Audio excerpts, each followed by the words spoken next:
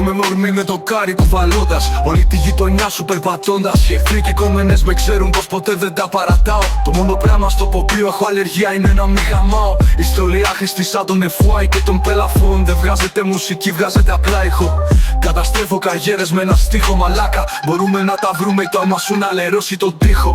Ο ραπάς σκοτώνει πρώτα τον αδερφό σου για να μεταδώσει το μήνυμα του. Αφού θέλετε να μιλήσουμε για θρησκεία, ας πούμε για το λυρικό κίνημα του. Από εκεί που είμαι, να είσαι σίγουρος, οι χαφιέδες δεν ζουν πολύ. Και αρκετοί προσπαθούν να βγάλουν λεφτά ώστε μια μέρα να αποκτήσουν υπηρέτρια από τον παλί. Φωτογραφίες λίγες ελεγμένες, άδειες λιγμένες, γκόμενες λουσμένες. Πήδηξα τη δικιά σου, μα το ήθελε, έμαθε πως νικά σπαθιά με πένες. Μια ζωή Θεσσαλονίκη, μια ζωή με μένα. Τρέχουν με μένα, μεθούν και παθιάζουν με μένα.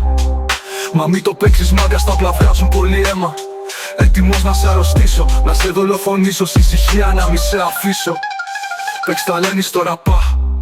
Καλύτερα να έχεις σκεφτεί τι θα αφήσεις πίσω. Γιατί κάνεις απ' τους φίλους μου δεν μου έδωσε ποτέ λάθος συμβουλή.